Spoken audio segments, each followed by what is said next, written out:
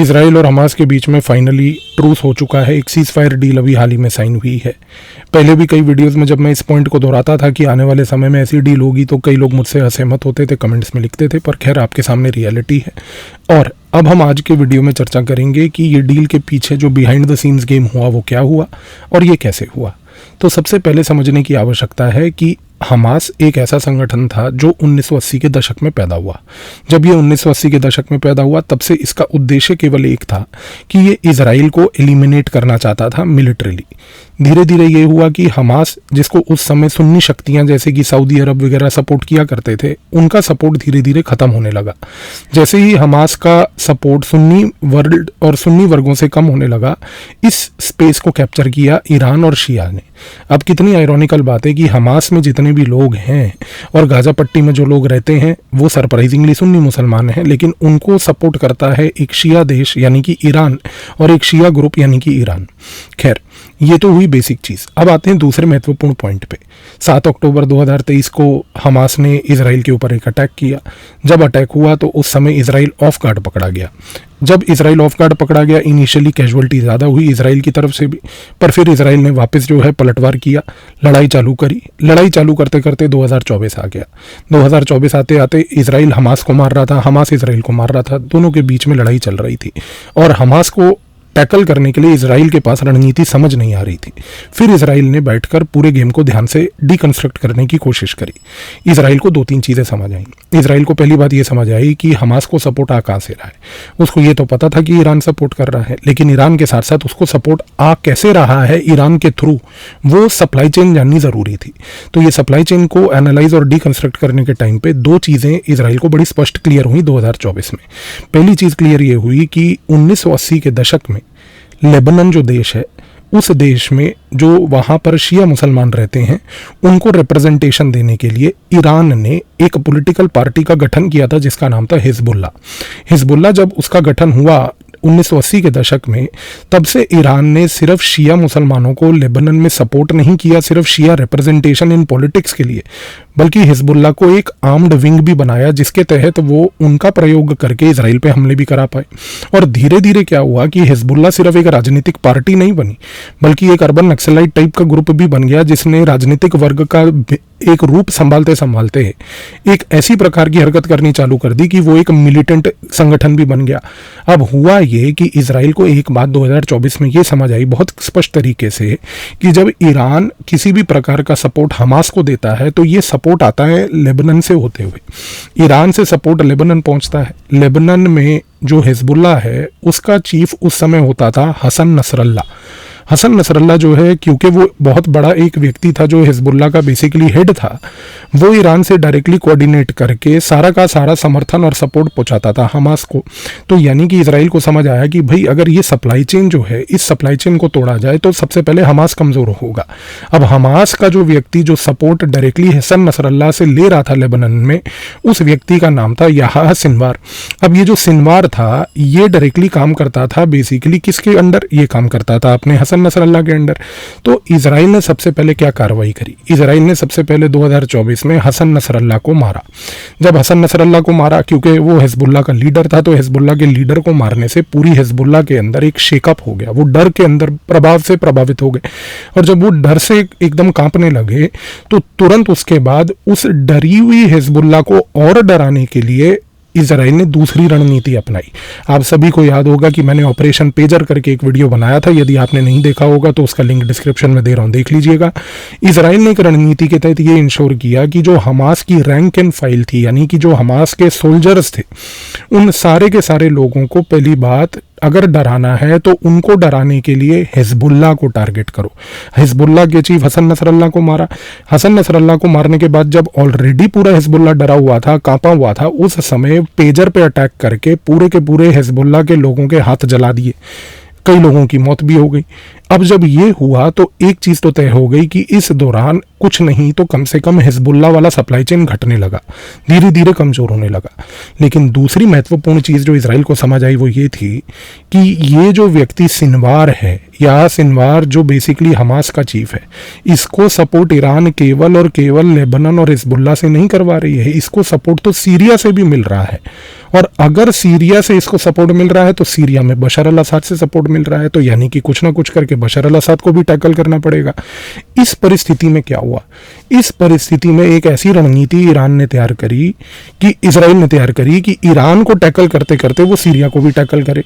अब इस केस में क्या हुआ कि 2024 में बहुत शांत और एकदम चुपचाप तरीके से इजराइल की मोसाद और CIA ये दोनों के दोनों एकजुट हो गए, और एकजुट होकर इन्होंने मोहम्मद अल जुलानी का सपोर्ट करना चालू कर दिया।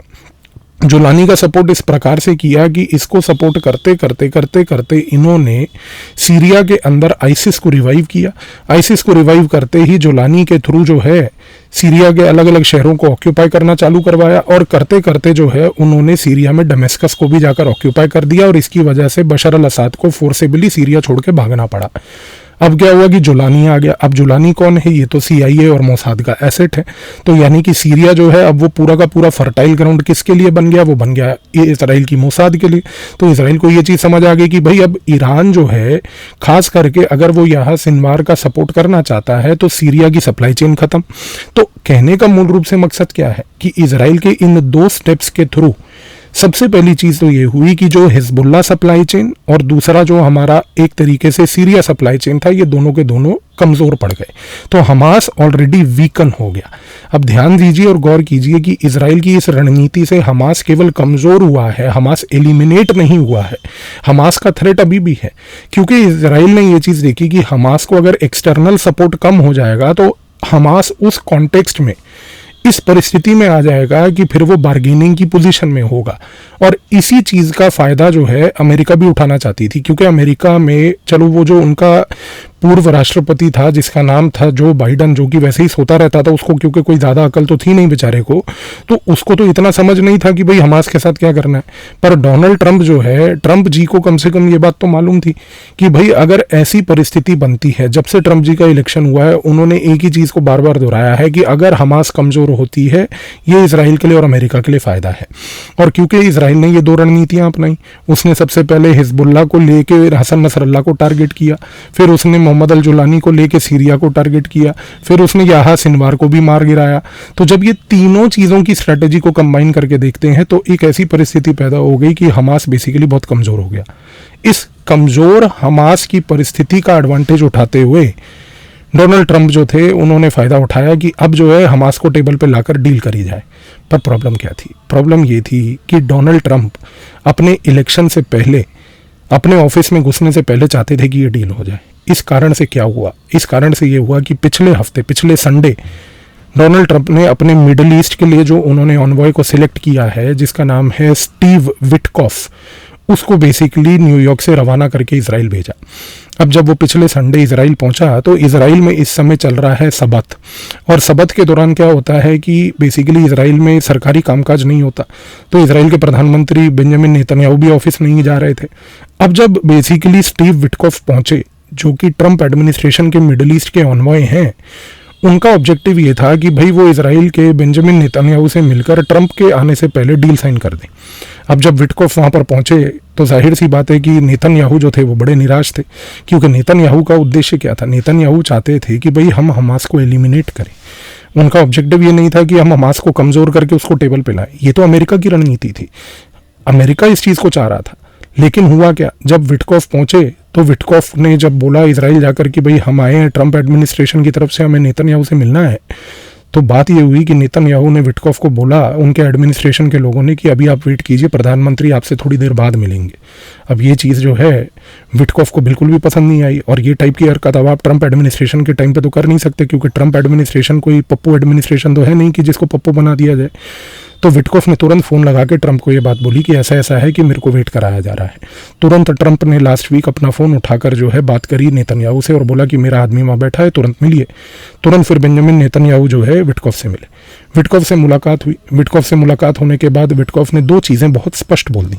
उन्होंने कहा कि देखिए, ट्रंप एडमिनिस्ट्रेशन चाहते हैं कि सबसे पहले मुझे भेजा गया है कि हम हमास के साथ एक डील साइन करें, और हम हमास के साथ ये डील साइन करके ये इंश्योर करें कि जो आपके होस्टेजेस हैं, आपके पास भी उनके और उनके पास भी आपके, दोनों को एक दूसरे की तरफ से पहली बात तो रिलीज़ किया जाए। और दूसरी चीज़, बदले में ट्रंप एडमिनिस्ट्रेशन आपको क्या देंगे? उन्होंने बोला है कि ट्रंप एडमिनिस्ट्रेशन इजराइल में जेरूसलम को उसका कैपिटल रिकॉग्नाइज करके एक्सेप्ट करेंगे। और दूसरी सबसे बड़ी बात कि जो गोलन हाइट्स पहाड़ थे, जिसको इजराइल ने बेसिकली सीरिया से चोरी किया था क्योंकि वो पहाड़ चोर है, तो वो जो पहाड़ थे उनके ऊपर सोवरेनिटी इजराइल की रिकॉग्नाइज करेंगे, यानी कि वो एक्सेप्ट करेंगे कि वो पहाड़ इजराइल के ही हैं। वो स्टोरी अलग है, मैंने एक वीडियो बनाया हुआ है, उसको लेके लिंक दे दूंगा डिस्क्रिप्शन में, अगर आपने नहीं देखा होगा तो वो देख लीजिएगा। अब आते हैं इस पॉइंट पे वापस कि जब विटकॉफ ने ये बात बोली उस समय बेंजामिन नेतन्याहू को, तो नेतन्याहू के ऊपर दबाव डाला गया और नेतन्याहू ने तुरंत जो है मोसाद के चीफ को विटकॉफ के साथ फ्लाइट में बिठाकर कतर भेज दिया। उधर जब ये लोग दोनों कतर पहुंचे तो कतर ने उस समय इजिप्ट से बात करके जो है हमास की लीडरशिप को भी बुला लिया था। कतर में पूरा पिछला एक हफ्ता नेगोशिएशन चलती रही, सुबह 4 बजे तक मीटिंग्स होती रहीं, और इन मीटिंग्स के दौरान फाइनली फिर ये निर्णय लिया गया कि 2 चीज़ों पर सहमति बनाई गई। सबसे पहली चीज़ ये कि जितने भी होस्टेजेस हैं, यानी कि जितने भी बंधक हैं, उनको पहली बात तो चुपचाप एक्सचेंज किया जाए, और दूसरी सबसे बड़ी चीज़ कि बंधकों के एक्सचेंज के साथ साथ गाजा पट्टी में एक प्रकार से एक इंटरनेशनल एड भेजी जाए, रिलीफ पहुंचाया जाए उन लोगों को जिनके ऊपर अभी तक बेसिकली ब्लॉकेड लगा हुआ था, तो वो ब्लॉकेड हटे और उनको रिलीफ मिले, ह्यूमैनिटेरियन असिस्टेंस मिले। लेकिन इस डील का जो दूसरा पहलू है वो बड़ा दिलचस्प और महत्वपूर्ण है और आपको जानने की आवश्यकता भी है। दूसरा पहलू ये है कि इस डील के तहत ये बात बोली गई है कि गाजा पट्टी का गवर्नेंस आने वाले समय में कैसे होगा, क्योंकि गाजा पट्टी में इस समय इजराइल के भी ऑक्यूपेशन है, इजराइल के ट्रूप्स भी वहाँ पर हैं और हमास भी उस एरिया को क्लेम करता है। तो ये दोनों चीज़ों का जो पूरा इशू है, खास करके कि इजराइल अभी क्या गाजा पट्टी को छोड़ के जाएगा, क्या हमास जो है वो बेसिकली अलाउ करेगा कि भाई इजराइल बिल्कुल भी वहाँ ना रहे, और ये इंश्योर करेगा कि पूरी के पूरे गाजा पट्टी का जो एडमिनिस्ट्रेशन है वो हमास के हाथ में आए। इस चीज़ को अभी एक ओपन एंडेड डिस्कशन में रखा गया है। तो अब आप सोचेंगे कि इसको ओपन एंडेड डिस्कशन में रखने से फ़ायदा क्या हुआ? फ़ायदा हुआ। अब आप इस डील के 3 बड़े पहलुओं को समझिए। सबसे बड़ा पहलू क्या है कि ये डील होने के बाद डोनाल्ड ट्रंप जैसे ही ऑफिस में आते हैं, तो आते सार सबसे पहले अब वो क्लेम कर पाएंगे कि देखिए, मैंने अमेरिकन सुप्रीमेसी, अमेरिकन प्रेस्टीज और अमेरिका की स्ट्रेंथ का प्रयोग करते हुए विश्व तौर पर एक बहुत ही बड़े ऑन गोइंग कॉन्फ्लिक्ट को पहली बात तो आते सार रिजॉल्व कर दिया। ट्रंप अपनी पर्सनैलिटी को यहाँ पर आउटशाइन करके विश्व के सामने पेश कर पाएंगे कि देखिए, मेरे ऑफिस में आते ही जो है ये इतना बड़ा मसला जो 2023 7 अक्टूबर से चल रहा था वो अब एकदम थम गया है। दूसरी सबसे बड़ी चीज़, दूसरा सबसे महत्वपूर्ण पहलू यहाँ पर समझने वाला ये है कि इस कॉन्टेक्स्ट में इजराइल को एक लिमिटेड विक्ट्री क्लेम करने का मौका मिला है। लिमिटेड विक्ट्री का मतलब ये हुआ कि बेंजामिन नेतन्याहू जाकर अब अपने डोमेस्टिक इजराइल के लोगों को कम से कम ये बात जता सकते हैं कि पिछले 1.5 साल से जिन होस्टेजेस को मैं रिलीज कराने की कोशिश कर रहा था उनको अब रिलीज करवाने में मैं कामयाब हुआ। तो मेरे लिए एक ये बहुत बड़ी पॉलिटिकल विक्ट्री है। और क्योंकि नेतन्याहू ने एक 1.5 साल लंबा military operation followed by that hostages को रिलीज कराना, तो इससे इजराइल के अंदर चाहे जितनी मर्जी नेतन्याहू के खिलाफ अभी इस मोमेंट पे इजराइल में एक मूवमेंट हो, लेकिन कम से कम नेतन्याहू के पास ये 2 बड़े पॉइंट है बोलने के कि मेरे खिलाफ जो आप पॉइंट्स बोल रहे थे, मैंने दोनों के दोनों पॉइंट्स पे आपको रिजल्ट ला के दिया। तीसरी सबसे बड़ी चीज़ कि हमास इस समय गाजा पट्टी में जाकर वापस से लोगों को ये कह सकता है कि देखिए, इस समय अगर गाजा पट्टी में ह्यूमैनिटेरियन एड आ रहा है तो ये हमारे करके आया है, इससे हमास और स्ट्रेंथन होगा गाजा पट्टी में। पर इस पूरे के पूरे प्रक्रिया के पीछे का असली खेल क्या था? 3 अगेन मैं बोलूँगा पहलू बड़े महत्वपूर्ण है। पहला पहलू ये है कि इस पूरे खेल के पीछे सबसे बड़ा जो गेम हुआ वो ये था कि इस पूरे गेम से अगर एक व्यक्ति टू सम एक्सटेंट थोड़ा निराश है तो मैं कहूँगा वो नेतन्याहू है। क्यों नेतन्याहू है? क्योंकि नेतन्याहू, मैंने आपको शुरुआत में वीडियो के क्या बोला था, उसका उद्देश्य था वो ये चाहता था कि हमास को एलिमिनेट किया जाए, क्योंकि जिस तरीके से वो हमास का एलिमिनेशन का प्लान बना के आया था वो नहीं हुआ है। दूसरी चीज़, आप इस चीज़ को गौर कीजिए और समझिए कि हमास इस डील को एक्सेप्ट कर चुका है, होस्टेजेस को अभी वो ग्रेजुअली रिलीज भी कर देगा, पर आप मुझे एक बात बताइए कि क्या हमास की आइडियोलॉजी में कोई बदलाव आया? क्या हमास ने ये बात एक्सेप्ट करी इस डील के तहत कि हम इजराइल के खिलाफ आने वाले समय में कभी नहीं लड़ेंगे? इनफैक्ट हमास की आइडियोलॉजी और सोच में, हमास की विचारधारा में कोई बदलाव नहीं है।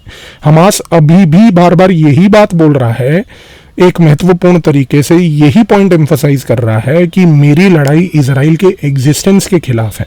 यानी कि हमास की सोच में कोई बदलाव नहीं है। और तीसरी सबसे बड़ी चीज, CIA के चुनिंदा अधिकारी बार बार एक रिपोर्ट को हाईलाइट कर रहे हैं कि ये डील से एक बहुत बड़ा खमियाजा ये होगा कि ये समय जो अब पीसफुल वाला समय आ गया है, ये पीसफुल समय में हमास अपने आप को रीग्रुप करेगा, हमास अब नए लड़के भरेगा। और क्योंकि हमास की विचारधारा में कोई अभी तक बदलाव नहीं आया, हमास जो है अब दोबारा जब लड़के भरेगा तो इससे आने वाले समय में हमास अपने आप को और रेडी करेगा ये सीज फायर और इस पीस को बेसिकली यूज करके। तो इस चीज को समझिए कि इस केस में हमास जो है वो बेसिकली इस पूरे के पूरे डील को प्रयोग करेगा रीग्रुप करने के लिए। और ये चीज बड़ी महत्वपूर्ण है क्योंकि आने वाले समय में यदि कॉन्फ्लिक्ट हुआ तो हमास वापस से एकदम तैयार होगा लड़के झगड़ के तैयार करने में। अब आखिरी पॉइंट, ट्रंप एडमिनिस्ट्रेशन चाहता क्या था? दो चीजें समझिए। ट्रंप एडमिनिस्ट्रेशन जो है, ऐसा मेरा मानना है, हो सकता है कि मैं गलत भी हूं और आप मेरे से शायद असहमत भी हों, लेकिन ये मेरा पक्ष है, मेरा अपना सोच है, हो सकता है कि ये सही भी हो, आप देखेंगे। मेरा मानना ये है कि ट्रंप एडमिनिस्ट्रेशन एक ऐसी परिस्थिति इस समय विश्व में पैदा करना चाहता है कि जिससे वो एक विश्व के अंदर एक शांति की मुहिम चलाना चाहता है। पहली बात तो ये है कि भाई गाजा पट्टी में इसको मैटर को रिजॉल्व करवा देना, और आने वाले एक महीने में आप देखेंगे कि ट्रंप एडमिनिस्ट्रेशन की तरफ से एक मुहिम चलेगी जिससे कि जो है यूक्रेन वाला युद्ध भी रुक जाएगा। चीन के साथ ऐसा मेरा मानना है कि इमीडिएट लेवल पर कोई कॉन्फ्लिक्ट नहीं होगा। चीन के साथ संबंध इस प्रकार से बनाए जाएंगे कि जो भी आर्थिक इश्यूज हैं उनको रिजॉल्व किया जाएगा, क्योंकि ट्रंप अभी फोकस करेंगे अगले एक साल डोमेस्टिक लेवल पर। वो अपने डोमेस्टिक कॉन्स्टिट्यूएंट्स और डोमेस्टिक वोटर्स को जो उन्होंने वादे किए हैं उनको पूरा करने के लिए वो सारा focus domestic Mexico, Canada, Greenland जैसी चीज़ों पे और जगहों पे रखेंगे। इस कॉन्टेक्स्ट में ट्रंप एडमिनिस्ट्रेशन की तरफ से एक मुहिम ये चलाई जाएगी कि ट्रंप एक बहुत बड़े एपोस्टल ऑफ पीस हैं, और आने वाले समय में ट्रंप एडमिनिस्ट्रेशन की तरफ से ये कोशिश भी की जाएगी कि ट्रंप को एक नोबेल पुरस्कार दिलवाया जाए, पीस प्राइज दिलवाया जाए। क्योंकि यदि ट्रंप को एक नोबेल पुरस्कार और पीस प्राइज मिला तो कम से कम जो डीप स्टेट के बड़े बड़े लोग जो कहते थे कि भाई ट्रंप की कोई हैसियत नहीं है, ट्रंप किसी लायक नहीं है, कम से कम ट्रंप अपने इतिहास के पन्नों में एक सुनहरे अक्षरों में एक नोबेल पीस प्राइज विनर, जिस प्रकार से ऑलरेडी अमेरिका के एक राष्ट्रपति बराक ओबामा ये पुरस्कार लेके जा चुके हैं, वो भी इसी मुहिम पर पहली बात तो चल रहे हैं। अब आते हैं दूसरी सबसे बड़ी बात पर। दूसरी सबसे बड़ी बात यह है कि ट्रंप एडमिनिस्ट्रेशन की तरफ से ये डील को कराने में जोर इसलिए भी दिया गया, और ये समय इंपॉर्टेंट इसलिए भी है क्योंकि अब ट्रंप राष्ट्रपति बन चुके हैं, और अब राष्ट्रपति बनने के बाद ट्रंप का इस समय फोकस ये है कि उन सारे अपने दोस्त यार कॉरपोरेट वर्ग के लोगों को फायदा पहुंचाया जाए, खास करके उन लोगों को फायदा पहुंचाया जाए जिन जिन लोगों ने ट्रंप की बेसिकली मदद की है, जिन जिन लोगों ने ट्रंप के एडमिनिस्ट्रेशन में फाइनेंसिंग में ट्रंप का फायदा किया है, मदद दी है। इस कॉन्टेक्स्ट में अब जब गाजा पट्टी में ह्यूमैनिटेरियन एड जाएगी, इस पॉइंट को समझने की कोशिश कीजिए कि जब गाजा पट्टी में ह्यूमैनिटेरियन एड जाएगी तो इस ह्यूमैनिटेरियन एड के थ्रू क्या होगा? इस ह्यूमैनिटेरियन एड के थ्रू अब गाजा के अंदर इकोनॉमिक रीबिल्डिंग रिकंस्ट्रक्शन होगा। इस इकोनॉमिक रीबिल्डिंग रिकंस्ट्रक्शन में जो ठेके बांटे जाएंगे, अब समय है कि उन ठेकेदारों को वो बेसिकली ठेके दिलवाने का। तो अमेरिका और ट्रंप एडमिनिस्ट्रेशन की तरफ से कोशिश ये की जाएगी कि अमेरिकन कंपनियां जो हैं वो गाजा पट्टी में जाकर इकोनॉमिक रीबिल्डिंग करें। अब इस सारी प्रक्रिया में भारत का क्या रोल रहा? देखिए, भारत हमेशा से ये चाहता था कि इस इलाके में पीस रहे, और भारत इस केस में आज मेरा मानना ये है कि ट्रंप एडमिनिस्ट्रेशन की इस सीज फायर से समर्थक है, और वो समर्थन इसलिए भी करता है क्योंकि आप चीज़ को समझिए, अगर गाजा पट्टी स्टेबलाइज होगी, अगर मान लीजिए यहाँ पर इकोनॉमिक रीबिल्डिंग होगी, किसी प्रकार की लड़ाई नहीं होगी, तो इससे भारत ने जो G20 लास्ट ईयर में India middle east European union economic corridor IMEC को प्रपोज किया है, उस कॉरिडोर पे यदि काम चालू हुआ तो पहली बात, वो कॉरिडोर भारत के लिए एक इकोनॉमिक बूम बन के आएगा। दूसरी सबसे बड़ी बात, ट्रंप एडमिनिस्ट्रेशन की भी इस समय प्रायोरिटी यही रहेगी कि India middle east European union economic corridor को जल्दी से जल्दी तैयार किया जाए, क्योंकि यदि ये India middle east European union economic corridor IMEC अगर बनता है और तैयार होता है तो इस कॉन्टेक्स्ट में एक चीज़ ये भी क्लियर होगी कि बेसिकली ये कॉरिडोर बनने से अमेरिका जो है इस कॉरिडोर में पैसा लगाने से चाइना के belt and road initiative BRI जो है उसके ऑपोजिशन में एक बहुत बड़ा गेम पैरेलल लेवल पर क्रिएट कर पाएगा। तो चाइना का बेसिकली जो BRI है उसको काउंटर करने के लिए ये जो एक रणनीति यहाँ पर बनाई गई है, जिस रणनीति के तहत ये इंश्योर किया गया है कि IMEC का अब जो क्रिएशन है वो हो, इस केस में भारत यहाँ पर एक राइट प्लेयर बन के आता है।